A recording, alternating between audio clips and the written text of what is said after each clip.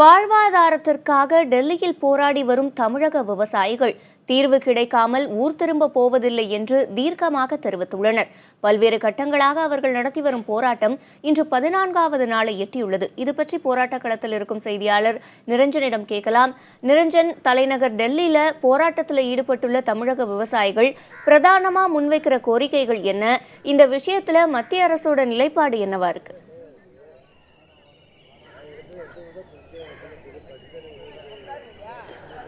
சிவரஞ்சினி, ஊருக்கு உணவளித்த விவசாயத்தை எப்படியாவது மீட்டுத்தர வலியுறுத்தி தமிழக விவசாயிகள் தலைநகர் டெல்லியில் தற்பொழுது தொடர் போராட்டங்களில் ஈடுபட்டு வருகின்றார்கள்.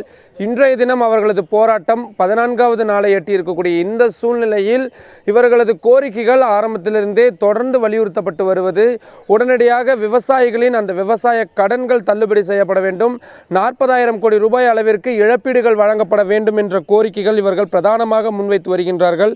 அது மட்டுமில்லாமல் காவிரி மேலாண்மை வாரியம் அமைக்கப்பட வேண்டும், தமிழகத்தின் அண்டை மாநிலங்கள் தமிழகத்திற்கு வரக்கூடிய நீராதாரங்களை தடுக்கும் அணைக்கட்டு விவகாரங்களில் உடனடியாக மத்திய அரசு தலையிட்டு அவற்றை தடுத்து நிறுத்துவதற்கான விஷயங்களில் ஈடுபட வேண்டும், 60 வயதான விவசாயிகளுக்கு 5,000 ரூபாய் வீதம் மாதம் பென்ஷன் தொகை வழங்கப்பட வேண்டும் உள்ளிட்ட கோரிக்கைகள் தான் இவர்களது பிரதானமான கோரிக்கைகளாக இருந்து வருகின்றது.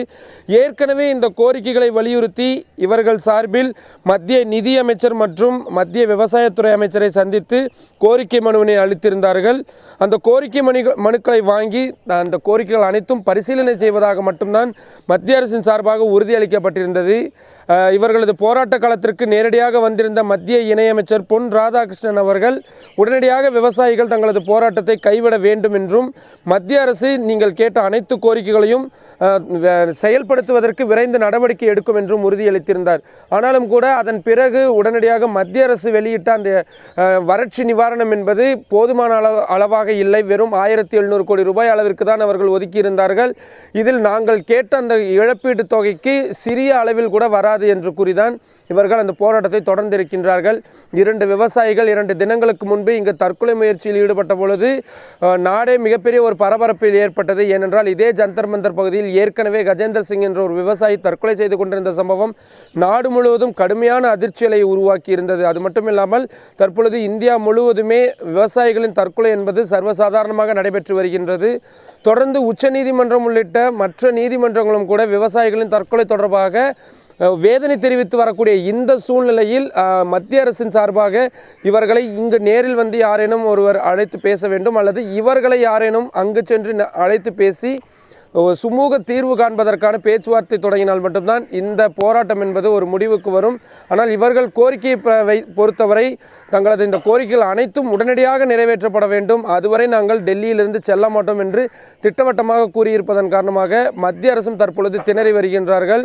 அது தமிழக அரசானது தங்கள் சார்பாக இதுவரை யாரும் தங்களை வந்து பார்க்கவில்லை என்ற குற்றச்சாட்டுகளை முன்வைக்கும் இவர்கள், நாங்கள் ஊருக்காக உழைத்தவர்கள், எங்களுக்காக உழைக்க வேண்டும் என்று நினைப்பவர்கள் அனைவரும் எங்களது போராட்ட களங்களில் வந்து எங்களுடன் பங்கு கொள்ளுங்கள் என்ற ஒரு அழைப்பையும் விடுத்திருக்கின்றார்கள். போராட்டம் இன்னும் பல மடங்கு பெரிதாகும் என்று எதிர்பார்க்கப்படுகிறது. சிவரஞ்சினி.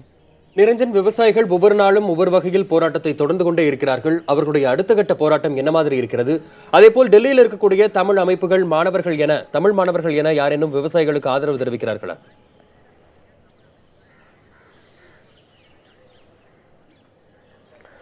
வசந்த், ஆரம்பத்திலிருந்தே விவசாயிகளின் இந்த போராட்டத்திற்கு பலத்த ஒரு ஆதரவு இருந்து வருகின்றது.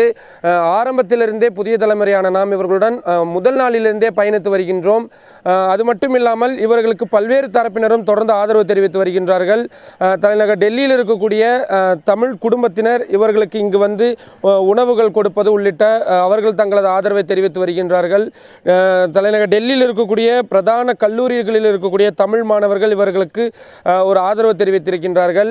எய்ம்ஸ் மருத்துவமனையில் பயிலக்கூடிய தமிழ் மாணவர்கள், தமிழ் செவிலியர்கள், தமிழ் மருத்துவர்கள் இவர்களுக்கு நேரடியாக வந்து மருத்துவ வசதிகளை செய்து தருதல் உள்ளிட்ட விஷயங்களை மேற்கொண்டிருக்கின்றார்கள். அது மட்டுமில்லாமல் பல்வேறு தன்னார்வ தொண்டர்கள் இங்கு வந்து தங்களால் இயன்ற உதவிகளை தொடர்ந்து செய்து வருகின்றார்கள். திரைத்துறையினர் இவர்களுக்கு ஆதரவு தெரிவித்து வருகின்றார்கள். தொடர்ந்து இந்த பல்வேறு தரப்பு ஆதரவும் கிடைத்து வருவதன் காரணமாக இவர்கள் இந்த போராட்டத்தை மிக அதிக ஒரு ஒரு சக்தியுடன் தான் தற்பொழுது எதிர்கொண்டு வருகின்றார்கள். உடனடியாக மத்திய அரசு இந்த விஷயத்தில் தலையிட வேண்டும் என்று வலியுறுத்தி அண்டை மாநிலங்களைச் சேர்ந்தவர்களும் இவர்களுக்கு ஆதரவு தெரிவித்து வருகின்றார்கள். ஹரியானா, குஜராத்தைச் சேர்ந்த விவசாயிகளும் இவர்களுடன் தொடர்ந்து போராட்டத்தில் ஈடுபட்டு வருகின்றார்கள். நீங்கள் கேட்டதை போலதான் இவர்கள் தினந்தோறும் மேற்கொள்ளும் வித்தியாசமான முறையிலான போராட்டங்கள் தான் இந்த போராட்டத்திற்கு இன்னும் வலு சேர்க்கும் வகையில் இருக்கின்றது. அதன் அடிப்படையில் இன்றைய தினமும் இவர்கள் வித்தியாசமான போராட்ட முறைகளை கையில் எடுக்கவிருக்கின்றார்கள். அது குறித்து இன்னும் முடிவு செய்யப்படவில்லை என்றும் இன்னும் சற்று நேரத்தில் அது தொடர்பாக என்ன மாதிரியான போராட்ட களமாக இதனை நாங்கள் இன்றைய தினம் முன்னெடுக்கப் போகிறோம் என்பதனை தெரிவிக்க இருப்பதாகவும் தெரிவித்திருக்கிறார்கள். வசந்த்.